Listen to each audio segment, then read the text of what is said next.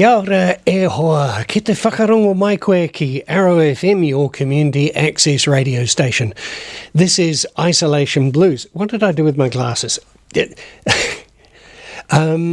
is a program where I'm chatting with all sorts of people from our community who have either expert advice on what to do during this COVID-19 pandemic, or just things to share about how they're coping, or they might be program makers who are missing you and just want to get in to talk to their communities about their issues and continue their access radio broadcasting.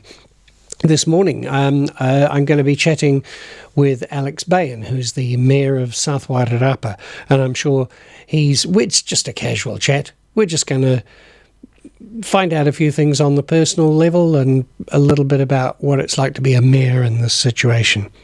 Now, I said that I'd start every program with a musical track that perhaps doesn't paint our situation in the chummiest and coziest of colours, but is either a look at the dark side or the difficulties of what we're going through. But I've chosen this morning something that it's not positive, but it's fun. And I don't know if you've seen it already, because it's out there making a big hit on the internet. And this is the Coronavirus Rhapsody. This is the send-up of, well, it's a parody of Bohemian Rhapsody by Queen, but it's all about the pandemic. So enjoy this. It's good. Is this a fever? Is this just allergies? Caught in a lockdown, no escape from the family.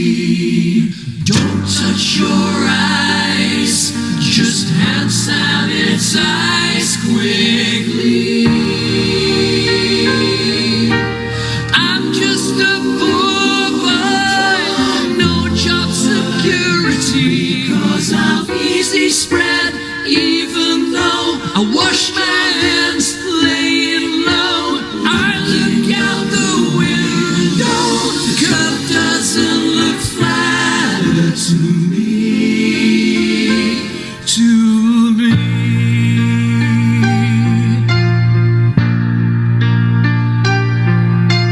Mama, I just killed a man. I didn't stay inside in bed.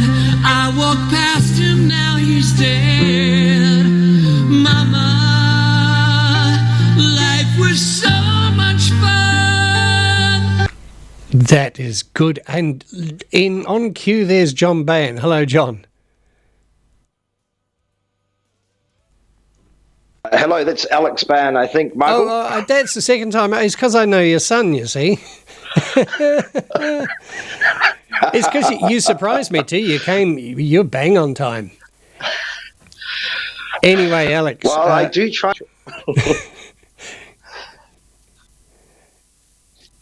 Alex there, the Mayor of South Wairarapa, who's more on the ball than I am this morning, I have to say. Lovely to see you, Alex. And you too, Michael. You look like you're walking around the house, so you look very active there. I'm funny. I'm an active relaxer, so generally I tend to walk while talking. Good. Which is much to the annoyance of my wife and anyone else in the office at the time. Council meetings must be interesting then. Yeah, very frustrating. Yeah. So I guess that means that, stuck to your house and your bubble, that the carpet is getting pretty thread-worn. Yeah, it's times like this, I think, that you wish you did build a bigger house than you actually did. Yeah. So we're all in this together, Alex. What are you doing to alleviate the stresses of being at home and keep the interest level up?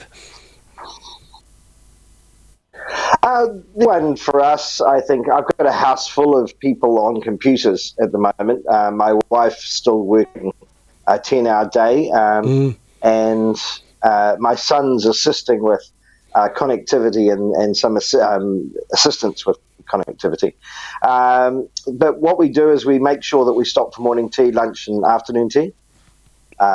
We also take a walk at 12:30, and we go over and visit our neighbours from a 10-metre distance, and have lunch with them remotely. Oh, nice! Yeah, and just check that they're okay. And then occasionally, I'm kind of lucky. Occasionally, I have to go in to follow up on some issues in town, or head into the council offices because they're empty, so I'm not going to see anyone.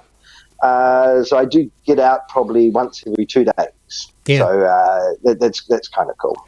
I'm similarly, I come into work here absolutely on my own and make sure that is definitely the case, that my bubble remains intact.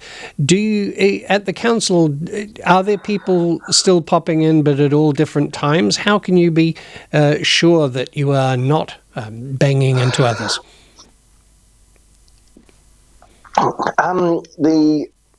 There's no one really at council offices.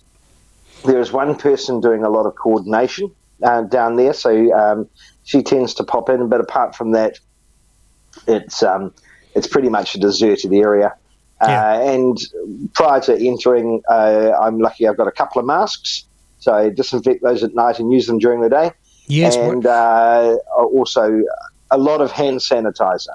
Yeah. I was going to say, I have never washed my hands so often. I can't decide whether I'm Lady Macbeth or Pontius Pilate. Both are not attractive alternatives. No. So for our television viewers, they'll have noticed that Alex has an almost saintly backlight, which gives him, but that now we can see his face. Great. Alex, I'll just close some curtains. Yeah.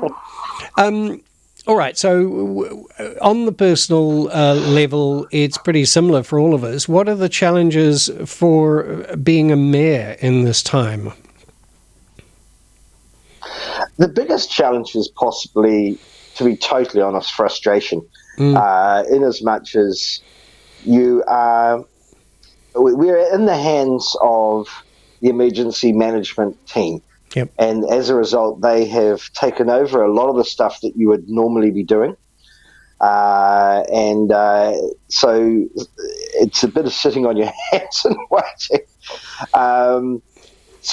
But we're helping where we can. So from a community perspective, down in the South Wairarapa, it's slightly different from living in Masterton. We're very rural. We have 3 towns, each with different issues. Yes, that must be really plus we interesting. Have a massive, and plus we have a massive rural area, which is very difficult to remotely connect with and find what issues there are. So we're doing the best we can. So what I have done is I've divided our councillors into the 3 wards that they live in, and then set in place processes to check on how things are going, and we then daily report back to the EIC with a list of how the land lies, I suppose you could say, because we are still half an hour from Masterton, so it's not as easy for them to get a grip on what's going on. So hopefully what we're doing is of use. Yeah. Some of the key questions. Oh, sorry, Michael. No, that's just me doing my intake of breath. You carry on. All good. So what the some of the issues we've had, the big one was the rural feedback and getting a grip on that, and we're developing a phone tree for that. We've had a lot of issues with the stay local concept, mainly around shopping, to be honest. It's like people saying, can I travel to Masterton because generally prices are cheaper up there? And it's been a difficult conversation to say, no, you can't. It's a temporary measure, and you're just going to have to hunker down and continue shopping local. Yeah. We had an issue with firewood with the cold snap and some elderly who didn't have enough firewood. We've worked through that as being an essential service and have a couple of groups, apart from commercials, that are also some community groups that are able to be listed as essential and do deliveries for them. We've had issues with some elderly people with leaks and repairs. And that's been an interesting exercise, making sure they get handymen out to help them. We've had issues with walking and socialising too far from home, which was an interesting one. Yes. And generally, you've got to keep that within your house or within your neighbourhood, as opposed to going for a 10-kilometre walk round to the lake bed. We did assist initially with the medical centres with some traffic control, but when we went to lockdown stage 4, we stopped doing that because of a volunteering issue. But we're still helping the medical centres in all 3 centres, Greytown, Featherston and Martinborough, with answering questions. We've got hand sanitizer in bulk that was donated by a local company, Read and Read, that we're providing them. We've ordered in, as council, a vaccine fridge to store extra flu vaccines, given the levels that are going on. And we're also looking at getting them some masks as backup. So we're working there with the medical centres as our primary service to the community. Yes, despite you saying... sorry, carry on. No, please interrupt me, Michael. Well, I was saying, despite you saying that the biggest challenge for you is frustration, after listening to the long list of activities and measures that you're putting in place, it does sound like quite a busy time, nonetheless. I'm still doing a full day. Definitely, it's more though. What we're trying to do is be proactive in some of these areas, and as well being a bit reactive as well. So going on what we're also doing, we've had a lot of questions about essential services and who is essential and who's not, and some of those do fall into a grey area. They have been clarified quite well over the last couple of days, so that's made that quite a lot easier. We're dealing with the police as well, giving them updates and any issues, and they are fantastic. Those poor guys and women. So what I also reiterate via Facebook and in conversations is, please stay local and don't go out if you don't need to, because they don't need the extra stress of having to stop people and ask them why they're travelling. In areas they shouldn't be. I know.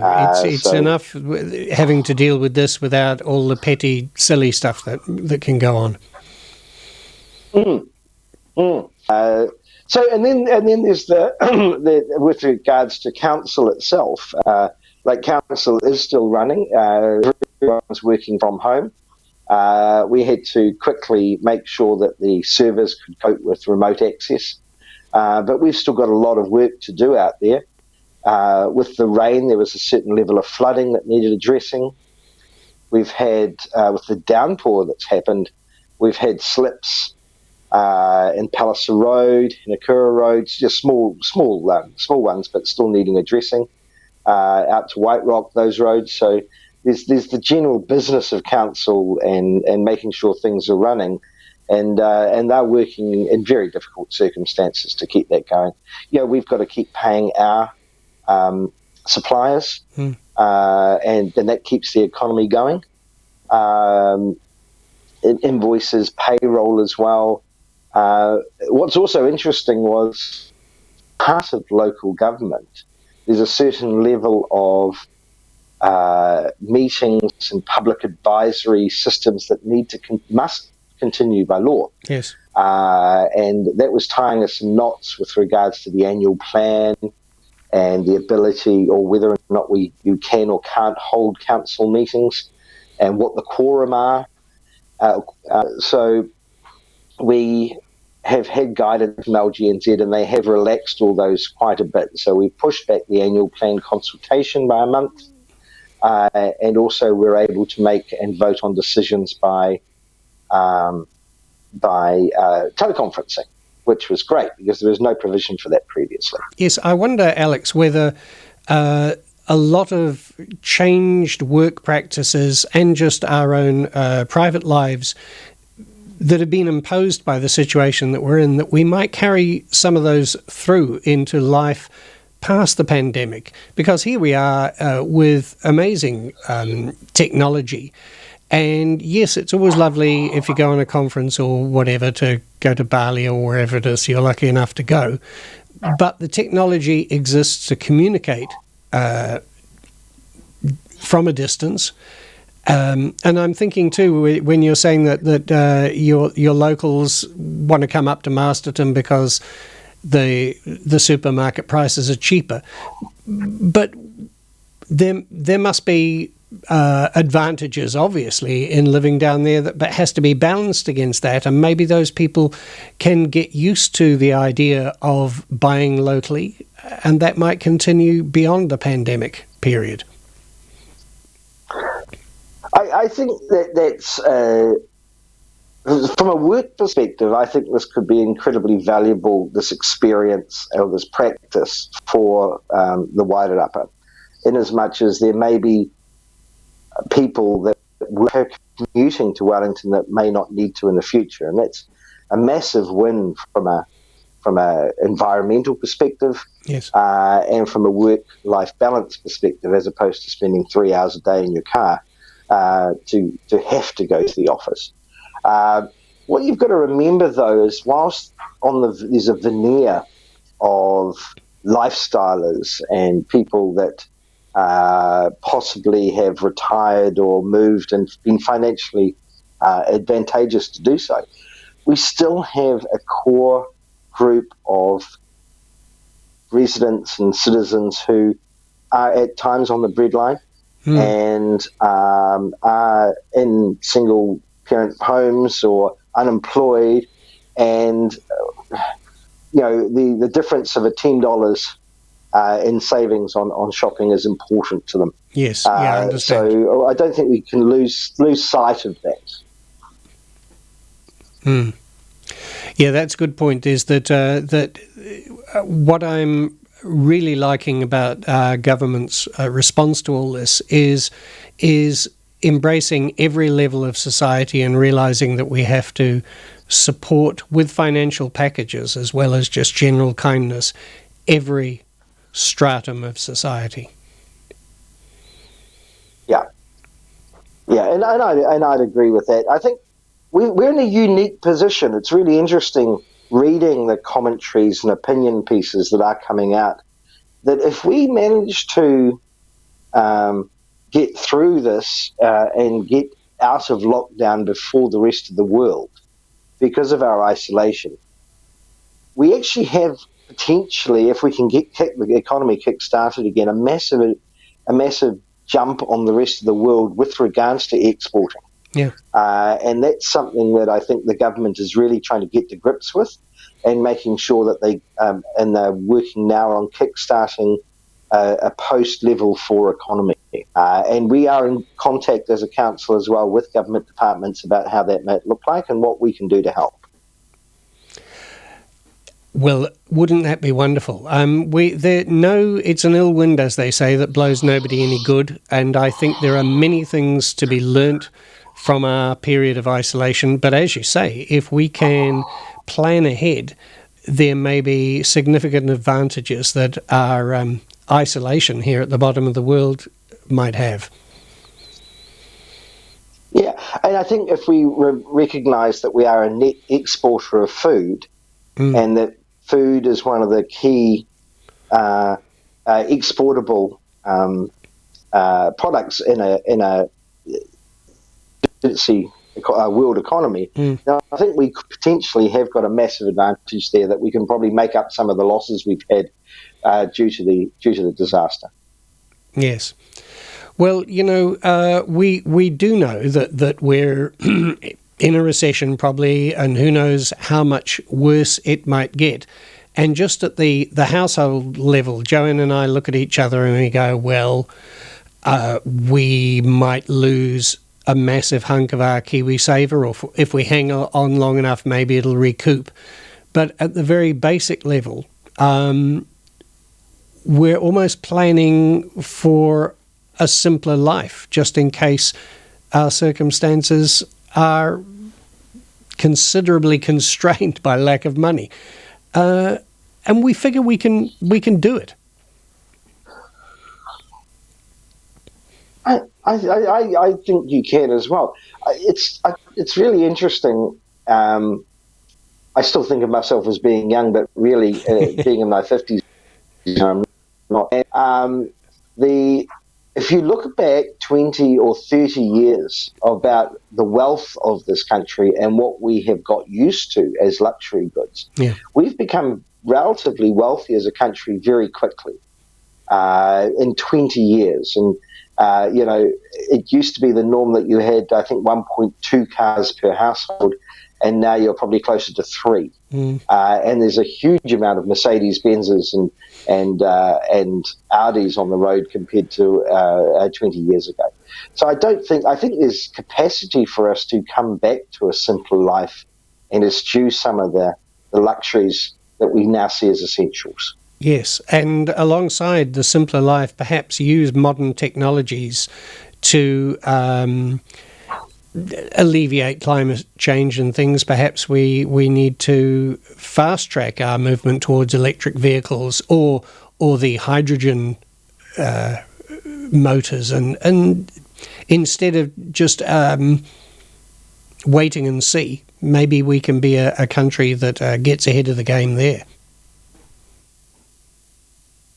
Yeah, and I think it'd be fascinating to see the carbon dioxide out of the country over the next 3 weeks, and just look at the dip as a result of not using private cars and working from home. Well, it's extraordinary, isn't it? How quickly. They showed a map of the air over China weeks ago, and you could perceive the lack of smog even back then. So, and the planet seems to be pretty good at healing itself. I just wonder if we can maintain. I know that when things kick back in again, then we're going to become massive polluters all over again. But maybe we can control ourselves a little bit.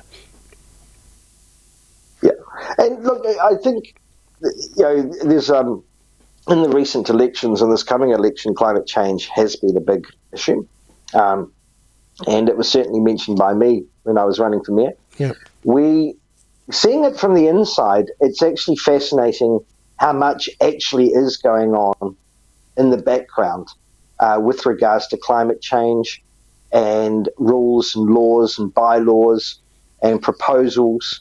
There's actually a lot going on. And, I think the public can take heart in that as a council, and all the councils in the Wellington region, and probably by default the rest of New Zealand, we have a very aggressive plan towards reducing greenhouse gases and planting trees and looking at any of council and public activities that increase greenhouse gases. This is not being ignored. Yes, well, I think that's very heartening to know that is happening at council level. Yes? I was saying, Alex, I think it's very heartening to know that those things are happening at council level, because I've lost my thought then just when I lost you. The two things often go together. Whatever. I'm trying to be optimistic, and I think I am. I think I really do believe that things are, there's a possibility for real change, and when councils can commit to having a policy about climate change, that makes me feel good. And I'd like to, I think part of our responses to increase our communication on what's going on. Of course, it will never be enough for some people, but I'm proud of what we're doing. Actually, and I've only been in for 5 months as mayor, and I did walk in with a cynical eye. But no, I'm very proud that we are reacting correctly. However, the reality is that the biggest change will come from public participation in this. Yes. Well, we are now experiencing a global event that we all have to respond to as individuals, and maybe that's a good bit of training for how we approach everything that's happening at the global scale, including climate change. Yep, it could be the catalyst that will change our attitudes. And of course, like I've said before already, the big one will be carbon emissions from travelling to work. If you can work from home, your footprint becomes immeasurably smaller. Yep. And I'm getting rid of my private jet. I just think it's unnecessary. Oh, that private jet, Michael. Well, I can't believe, we think of all the commercial airlines in the sky, but there's also these people whizzing around, with hardly anybody inside their planes, massively spewing out stuff into the atmosphere. There should be a law against it, Alex. Well, it's really interesting. 2 weeks ago, I saw a report on that they were running out of private jet parking in Queenstown Airport because the amount of people that were fleeing COVID batches in Queenstown from all around the world. Really? And I didn't quite realise that Queenstown, I'm a bit of a hideaway. Yeah. Wow.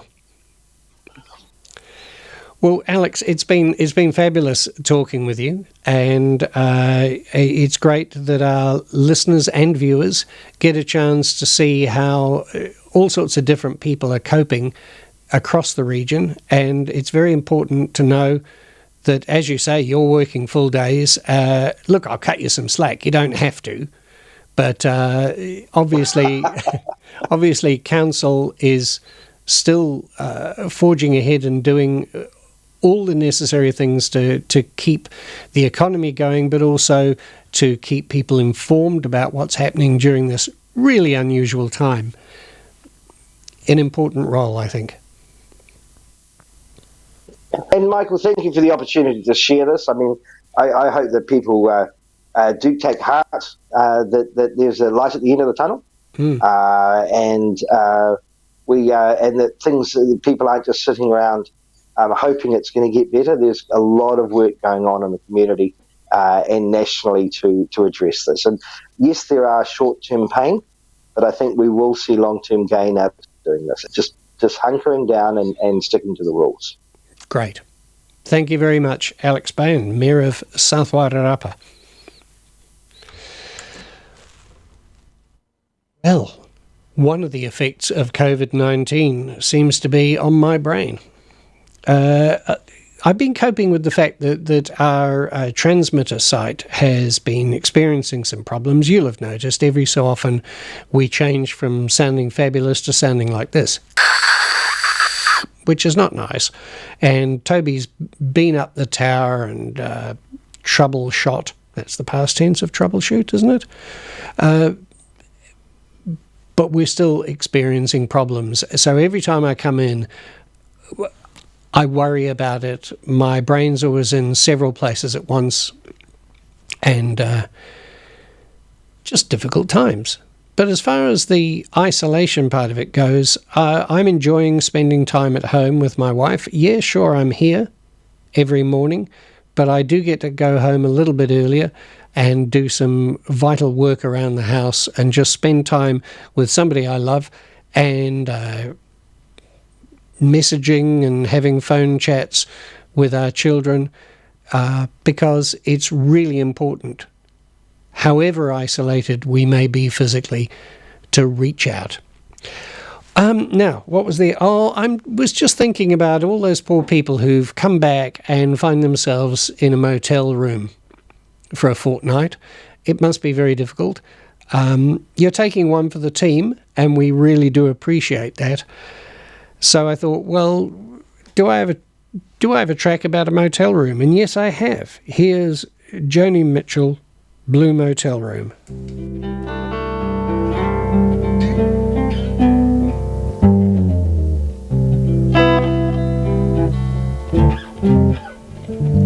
I've got a blue motel room with a blue bedspread. I've got the blues inside and outside my head. Will you still love me when I call you up when I'm down?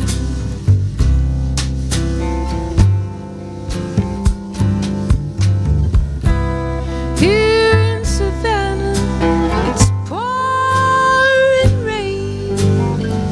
Palm trees in the porch light slip like cellophane. Will you still love me when I call you boom pachyderm? Will you tell those girls that you've got German measles? Honey, tell them you got germs.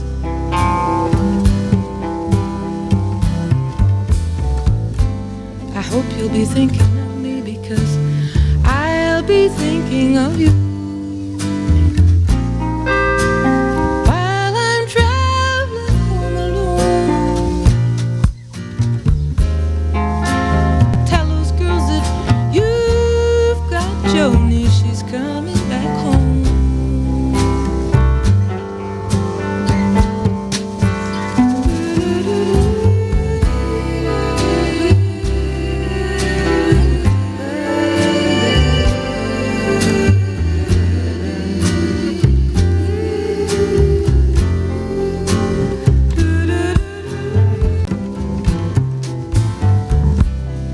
I've got road maps from 24 states. I've got coast to coast just to contemplate.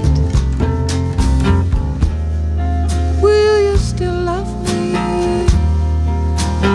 when I get back to town?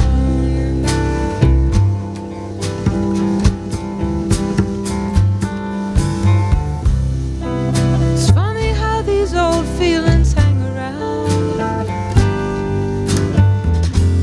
You think they're gone? No, no, they just go underground. Will you still love me when I get back to LA town?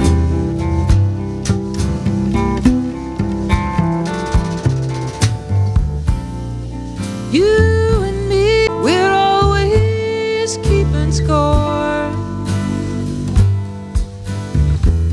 We're always balancing the power, and that can get to be a cold, cold war. We're gonna have to hold ourselves a peace talk in some neutral cafe. You lay down your sneaking round the town, honey, and I lay down the highway.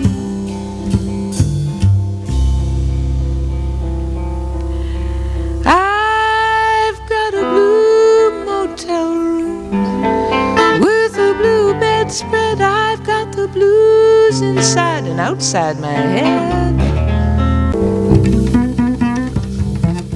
Joni Mitchell. Blue Motel Room, quite a few apposite lyrics in that, didn't you think? Anyway, I've enjoyed speaking with Alex Bahan and having a bit of a natter with you. You may have been listening on the radio, which currently is working. If you find ever that it's not and it sounds a bit like, then you can get us on our website, live streaming.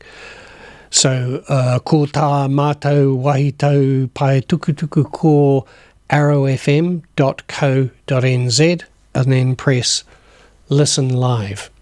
Also, this program will be available on the website of Arrow FM. You just hit programs, go down to Isolation Blues, press that, and you'll see the video at the bottom, and off to the side, the audio podcast.